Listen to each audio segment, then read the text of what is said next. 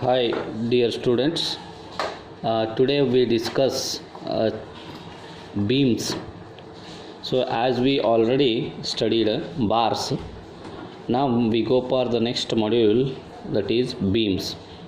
So, mainly, what is the difference between bars and beams? You should know. Bars are having the accelerations in only displacements in only one direction, that is in axial direction. But the beams are also of the same shape like bar. The difference is nothing but there will be a displacements in two directions, or there are two types of displacements in beams. So at each node there are two displacements in beams. That is the main difference between bars and beams. So let us study first the Hermite shape functions in the beams chapter. You already studied the shape functions for bars or for different elements used in a finite element method. In Hermite beams, we are studying the shape functions named as Hermite shape functions. Then why it is called as Hermite shape functions? Again the answer is same. Here also there are two shape functions at each node, but in case of bars, at each node there is one shape function at each node, but in case of beams there are two shape functions at each node. So let us define the Hermite interpolation functions or shape functions are used for interpolation of dependent variable and its derivative. It is important. In case of bars, we used to define the shape functions such that they are used to interpolate the displacements only, but here we are using the shape functions to interpolate the dependent variable, that is displacement, and its derivative. You got it? Two shape functions at each node, means one is for the displacement, another one is for the its derivative. That means one will be the slope. Okay, so that is the difference between the normal shape functions and the Hermite shape functions. Hermite shape functions are used only for beams. Next, the shape functions for beam element should meet the continuity requirement, which states that transverse displacements and slopes must be continuous over the element, and these shape functions are called Hermite shape functions. The transverse displacement field is cubic order expressed in a natural coordinate system. So let us write that continuity equation, that is V of zeta is equal to H1 V1. V1 is nothing but the transverse displacement. So again one more difference I tell you in beams and bars. In bars only the displacement takes place in axial direction, but here the displacement takes place in a vertical direction. Transverse means vertical, means perpendicular to the axis of that element. So that's why it is called as V1. We call here it is deflection. Okay, so that's why if we define for a beam, I draw here beam having two nodes 1 and 2. This is the beam having two nodes 1 and 2. At each node there are two displacements. Right, V of zeta is equal to H1 V1 plus H2 dou v by dou zeta 1. What is this dou v by dou zeta? It's a derivative of the deflection. First one is a deflection and its derivative, as I told in the definition, dou v by dou zeta. So therefore h1 v1, h2 second shape function at first node itself. That's why h2 is the Hermite shape function for this derivative of the displacement v1. That's why dou v by dou zeta suffix 1 I written. Dou v by dou zeta 1. It's a derivative of the first displacement itself. Similarly, for second node, if I want to write, that is h3. Third, 1, 2 is over. Third shape function h3 into v2. Deflection at node 2 is v2. h3 v2 plus h4, fourth shape function at second node, into what? The derivative of its displacement, dou v by dou zeta suffix 2. So this is the complete shape function equation, that is continuity equation we call it as, for Hermite shape function of a beam. So next we derive the values, what in simple form we can write by analyzing this equation. You are supposed to remember this one, very important it is. Here what is x? Okay, x can be written here as, this is x2 minus x1 divided by 2, to forget all these things. Okay, x2 minus x1 divided by 2 plus x2 minus x1 divided by 2 into zeta. So this we have derived in the first chapter itself. Okay, you go through back, you will come to know. If you write it, zeta is equal to 2x by le minus 1. One end same, this and this are same.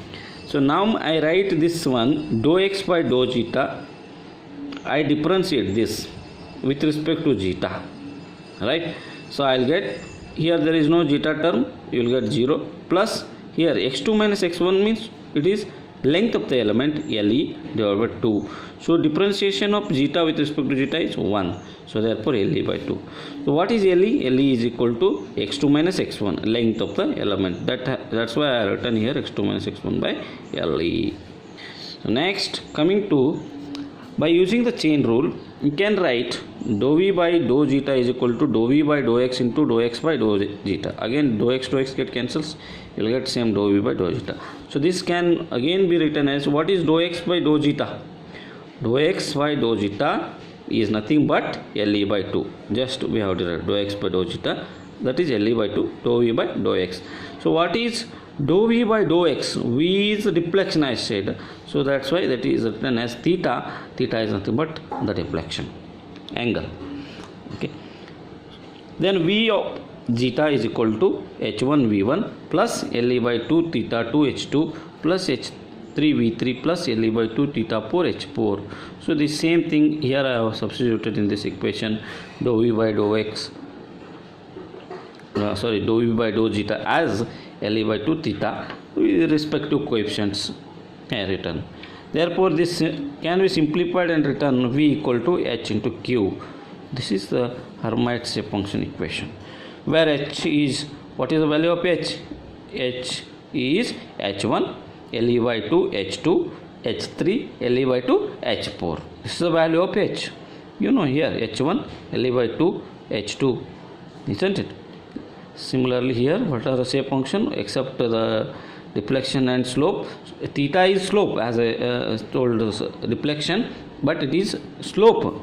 Okay, h3 v3 plus le by 2 theta 4 is again slope h4. So this is the value of h4. So therefore we can write, this is called as the Hermite shape function. And what is q? Q means the displacements, nodal displacement vector can be written as v1 theta 1, theta 2, v3 theta 4.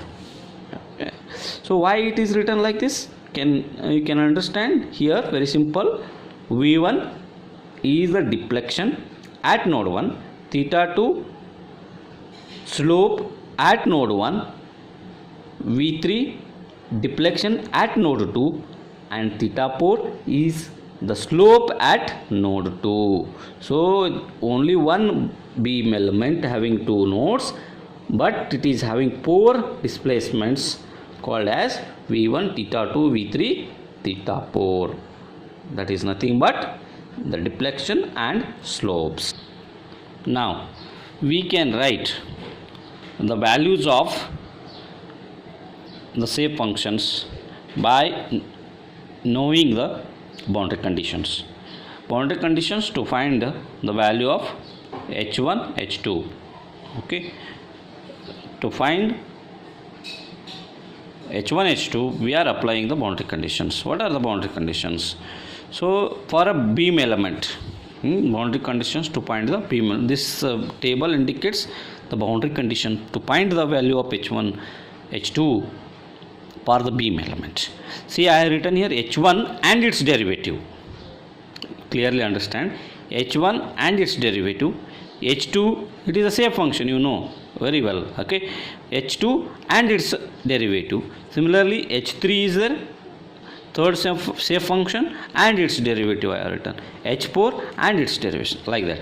Then coming to the node 1, zeta value is -1 and at node 2 zeta value is +1. This is known to everyone.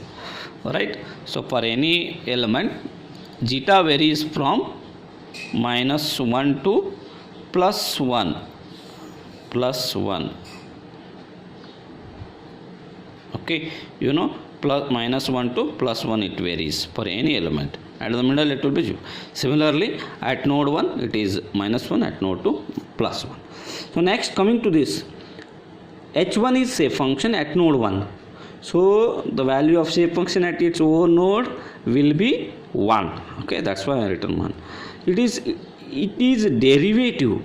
Derivative means it is slope. Slope comes only because of the h2, not because of h1. That's why it becomes 0. Similarly, h2 is shape function, second shape function. For that only deflection, slope will be there. There is no deflection. That's why deflection place I write 0, but at the place of slope I can write 1. I can repeat. This is a shape function h1 that happens, that is interpolated for the displacement at node 1. That's why value of that shape function at its own node is 1.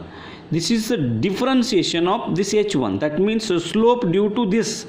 There will not be any slope with h1. That's why its value will be 0.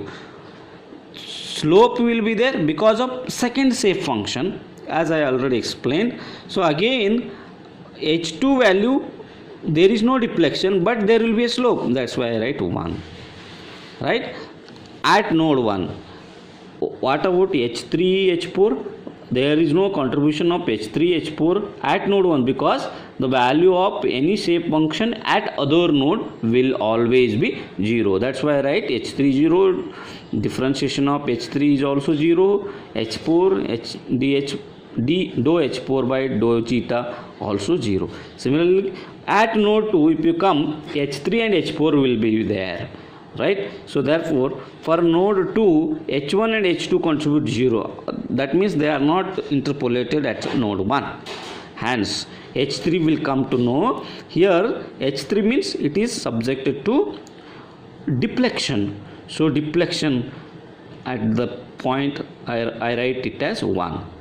And deflection slope due to this h3 0. There will not be any slope due to this, or the shape function will not be interpolated for deflection. That's why it is 0.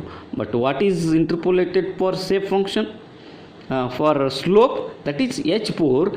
Where is that slope? That is dou h4 by dou zeta. There I can write 1. And h4 means again deflection it is considered without differentiation. That's why it is also 0. So you have to remember easily 1 0 0 1 0 0 0 0 0 0 0 0 1 0 0 1. Again it's the same. So here I can represent. This is a beam element at node 1. Vertical or transverse deflection is V1 and the slope is theta 1. You can write it. Then at node 2, transverse deflection V2 and slope is taken as theta 2. Value of zeta -1 to +1. Right. So this completes the derivation and boundary conditions of the Hermite shape functions. Thank you.